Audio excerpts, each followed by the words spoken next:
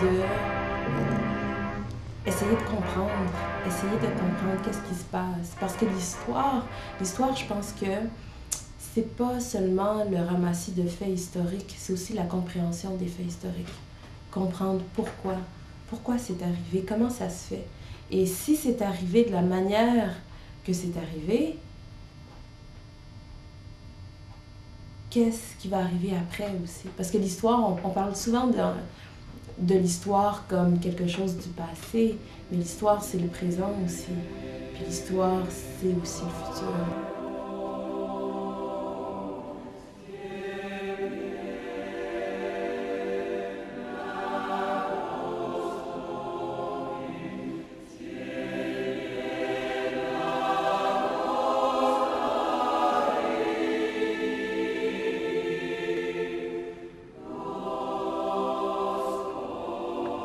Ben, quand j'étais au baccalauréat, j'avais envie de faire une maîtrise, puis je regardais des sujets. L'Amérique latine m'intéressait beaucoup en général, mais mon espagnol est encore assez limité.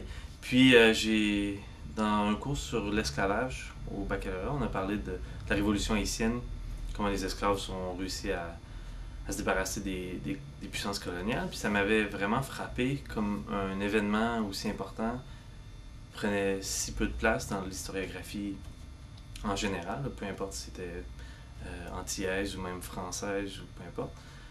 Donc je me suis penché, commencé à lire sur le sujet par moi-même, puis ça m'a vraiment frappé que c'était un événement incroyable, puis je trouvais ça anormal que j'ai appris à connaître cet événement-là, seulement rendu à ma deuxième année de baccalauréat, alors que ça devrait être un événement qu'on connaît autant que la Révolution russe ou la Révolution française. Ben, au début, c'est dur à comprendre. Tu essaies de te demander pourquoi il n'y a pas, un, plus de gens qui travaillent sur le sujet en ce moment, puis deux, pourquoi dans le passé, il n'y a il y a pas eu plus de mentions que ça, ou plus d'études, ou peu importe, même juste dans les livres d'histoire généraux, il n'y en est presque pas mention. Puis là, les raisons peuvent être complexes. Il y a un excellent livre qui a été écrit par Michel Roth-Trouillot. C'est un Haïtien qui enseigne l'anthropologie aux États-Unis. C'est un excellent livre sur le sujet. Il explique donc le processus, comme quoi les gens, au moment de la Révolution haïtienne, n'étaient pas prêts à concevoir que c'était possible que des esclaves se révoltent puis prennent le dessus. Donc, ça a été mis de côté parce que c'était invraisemblable, même pour les gens. Il fallait trouver d'autres raisons. Si dans le fond, c'était les Britanniques, ou c'était la fièvre jaune, ou c'était peu importe, qui ont fait que les Noirs ont gagné contre les puissances européennes. Mais ça ne pouvait pas être juste les Noirs par eux-mêmes. Puis ensuite, il y a des questions presque politiques. Là. Il faut parler français pour pouvoir étudier la Révolution haïtienne. Donc, aux États-Unis, c'est plus difficile. Donc, il resterait la France, normalement, qui aurait dû produire beaucoup d'historiens sur le sujet.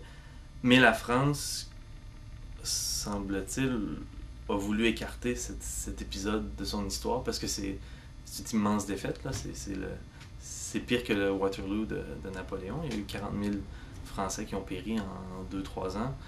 Donc, les Français ont perdu la colonie la plus riche des Amériques sur le terrain de bataille. Donc, je pense que surtout pendant tout le 19e siècle, il n'y avait pas d'intérêt des Français de s'interroger sur une de leurs plus grandes défaites, finalement. En secondaire 3, j'avais dit que j'avais eu de l'esclavage ici au Québec. Puis je me suis fait sortir de mon cours d'histoire. Tout le monde riait parce que j'avais dit que Daniel Boone était venu avec son noir ici au Canada. Et c'était un esclave en fuite qui était devenu trappeur. Et que Daniel Boone était venu la semaine passée à la télévision au Canada. Alors je suis arrivée, j'ai dit, il y a eu certainement de l'esclavage, puisque même au Canada, il y avait des chances de se faire attraper. C'était ça l'histoire. Il n'y avait pas de frontières, il n'y avait pas de frontières de la colle ou quoi que ce soit à l'époque. Puis je m'étais fait mettre dehors de mon cours d'histoire, puis j'ai dit, je vais vous le prouver un jour. Donc c'est resté dans ma tête longtemps, en me disant, oui, il y a eu une présence ici avant. Et j'ai découvert le dictionnaire de l'esclavage au Canada français quand j'étais à l'université. J'enseignais. Les jeunes me posaient les mêmes questions. Est-ce qu'on a toujours été esclaves jusqu'à la libération 1862 aux États-Unis? Pour eux, c'était 1862. Et c'était des Haïtiens, ils ne me parlaient pas de 1804, là. Donc, je me disais, si ces jeunes-là me posent cette question-là en 80, 90, ça veut dire qu'il manque quelque chose dans nos livres. Évidemment, j'ai appris beaucoup, mais je me rends compte qu'on oublie aussi en apprenant. Ça veut dire qu'il faut se remettre dans les livres. C'est une quête constante d'informations. Bon, j'avais entendu parler de l'île de Gorée. Et en 10 minutes, on ne peut pas tout raconter. Donc, j'essaie d'aller chercher le plus possible au niveau. Bon, quelle est la représentation la plus importante que je dois faire? Donc, les pharaons qu'on a blanchis dans l'histoire, c'est important. Les jeunes ont besoin de héros. Je le disais en Corée dernièrement. Ils n'étaient pas au courant de comment les jeunes des communautés noires pouvaient être représentés à la télévision, au cinéma ou dans les livres d'histoire. Et quand je parlais des pharaons, eux aussi, pour eux, les pharaons, ils sont blancs, roses, avec un beau petit nez pointu, les yeux bleus. Now we go over to the land of the Egyptians about 2,500 years BC, and notice a change. They shaved their heads completely, and they shaved their beards, too.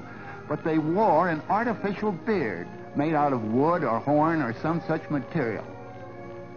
And the women, too, shaved their heads and wore wigs. Now, of course, we're talking about the aristocracy, the noble people and the rulers of those days, not the poor people. And here's an Egyptian woman with the kind of imitation hair or wig that was worn by the high-born ladies of those days. Alors, qu'est-ce que le mot Haïti évoque en toi? Le mot Haïti. Haïti, ça veut dire... quand on dit Haïti, je vois le drapeau, je vois Dessalines, je vois l'histoire, je vois l'esclavage, je vois l'avenir. Haïti veut dire tout ça. Je pense c'est pas je vois pas seulement Haïti, l'île ou le pays. Je vois aussi c'est l'histoire du peuple noir. Je veux dire qui s'y rattache. Je vois l'Afrique aussi quand on dit le mot Haïti. Donc Haïti pour moi ça veut dire aussi la famille, la bonne bouffe, les rencontres, les rires. Ça veut dire aussi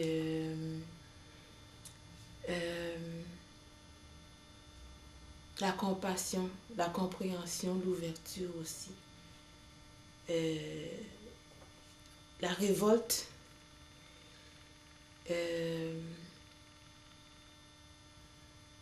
Ouais, la révolte.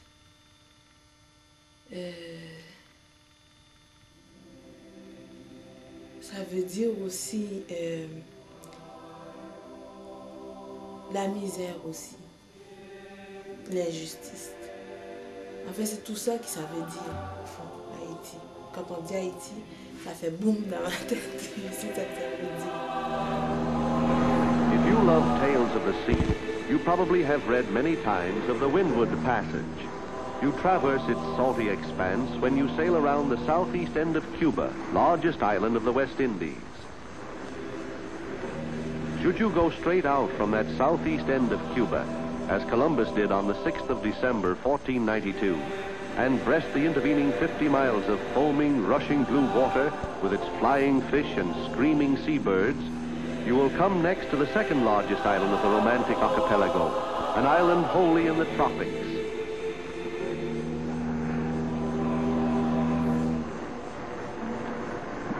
It is a cluster of steep mountain tops arising from broad bases on the ocean floor to make a heavily broken patch of terra firma about the size of our own rugged state of Maine.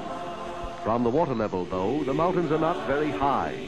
Even the tallest is under 9,000 feet. When Columbus saw this particular island, he called it Hispaniola, the Spanish.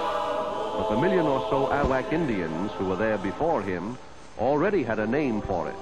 They called it Haiti, land of mountains.